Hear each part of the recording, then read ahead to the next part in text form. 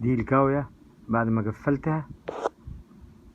انا عملت لكم الفيديو الاولاني وشرحت لكم الطريقة، هوريكم اللحام بتاعها.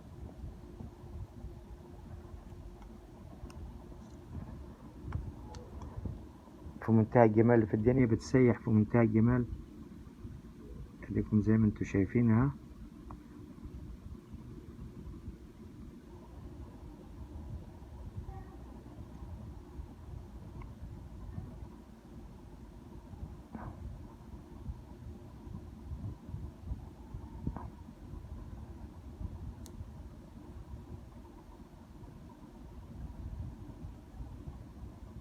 بتشتغل على 12 فولت، والسلاح بتاعها ادي العلبة بتاعته عشان تجيبوا زيه.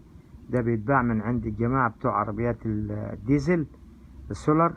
ده بيبقى عبارة عن سخان بيسخن الغرفة بتاعة الاحتراق بتاعة العربية.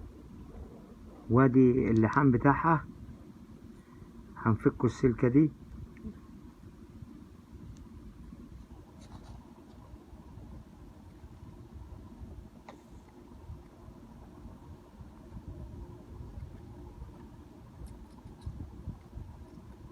زي ما انتوا شايفين الجزدير ساح ازاي، وادي التاني كذلك، وادي هنا اهو. في منتهى الجمال اللي في الدنيا، قوية جدا جدا جدا، وممكن تخليها معاك في العربية، وممكن تستخدمها كذا استخدام. وبتشتغل على ادابتور 12 فولت 5 امبير، مش اكتر من كده. وهي جميلة، وبصراحة خلتني انا استغنيت عن الكاويات التانية اللي معايا. وممكن تغير لها سلاحات زي ما انت عايز. يعني ادي سلاح تاني ممكن تركبه لها، وادي شكل السخان. ده اللي هو شكل السخان اللي انت هتشتريه من عند الراجل بتاع العربيات الديزل، ماشي. وهتركبه جوه الكاوية. وشكل الشكل العام بتاعها. ادي الشكل العام بتاعها.